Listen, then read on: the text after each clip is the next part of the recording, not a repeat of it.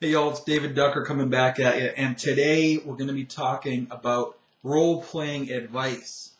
Specifically, one conversation I keep having over and over and over and over with people.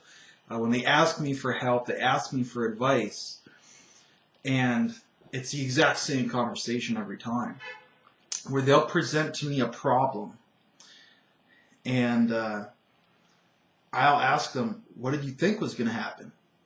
And they'll say, I didn't know. Now I say, that's your problem. You didn't plan ahead. I'll have people come to me and be like, my character doesn't fit into the party. How can I fix it? And I ask them, how did you plan on getting your character into the party? And he said, I didn't think about that. The GM didn't think about it. The other players didn't think about it. And now it's causing a problem. And I'm going to say, at this point, you already started the ball rolling. Once the machine is running, it's really hard to make repairs to it. It's really hard to redesign that machine. You've got to put some amount of forethought into things. Not always a tremendous amount, but as far as your party composition, definitely. As far as for the GM, if you have a main story, a railroad that you need to get them onto, you need to think about how you're going to get them there and keep them there. Then that's usually the other one we'll come across is a GM will come to me and he'll ask, we're coming up for the last session, the big finale, or a big battle, a boss encounter. What should I do with that encounter? And I'll say to them, what were you planning on doing?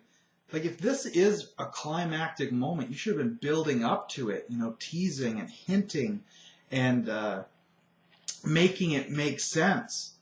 So that when it happens, it does make sense. If your big bad guy is a wizard, you should have been encountering some kind of wizardly obstacles, whether that's illusions or charmed goons trying to stop you, or animated skeletons, or him using divination to see what you're going to do, and he's always a step ahead of you. Whatever it is, they should already have had the opportunity to learn about it so that they'll be ready for this big battle. And so it feels more real, so it's consistent. Because when it is something you just thought of, it often feels like something you just thought of. But when it's something that's in the world, and it's existed since that world existed, since you started playing the game, it feels real. And that's what you want. You want people to forget they're playing a game, even if for just a few minutes, and feel that it's real. You want them asking questions in character. You're not worrying about if the GM's thought of that, because if you're a good GM, you should have thought of it, or you should be able to improvise it. But you don't want to improv everything, because you'll burn yourself out. You'll burn yourself out in session and between sessions. So I just wanted to address that. A huge percentage, 75% of the questions I get, I say to them, this is something you should have thought of beforehand. Once it's in play, you can't really fix that. The party doesn't get together. They're not on the story they're supposed to be on. They don't fit into the setting. If the GM has started the game, but he doesn't understand how magic works in that society, that's going to cause problems. You need to have some degree of prep or planning if you want a degree of quality. If you don't care about quality, there's no point in you watching my video anyway, because I'm trying to help people improve the quality of their game. If you just want a game, none of my videos matter to you. Just don't watch them. Just go and play spastically. It'll be awesome for you, not for me. I want quality. I want to build up to something that feels real, and I want our team to work together from day one and not cause GM headaches. I want to explore your A material as a GM, the thing that you put the most time and energy into. I want that to happen because it'll be better than the thing you just thought of.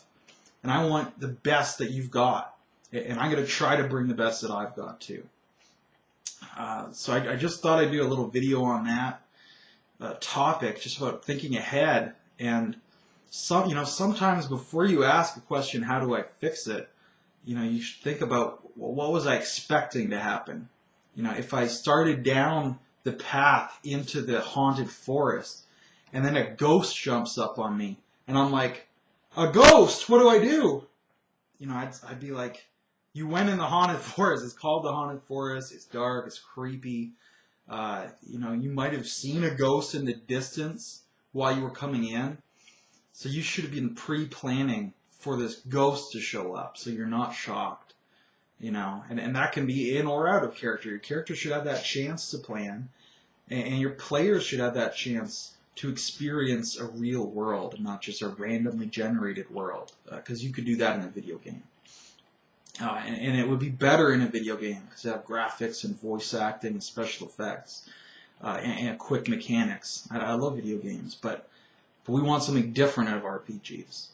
So it's kind of a ramble, kind of a rant. I'm going to sign out now. Thank you for listening to me, and have a great day.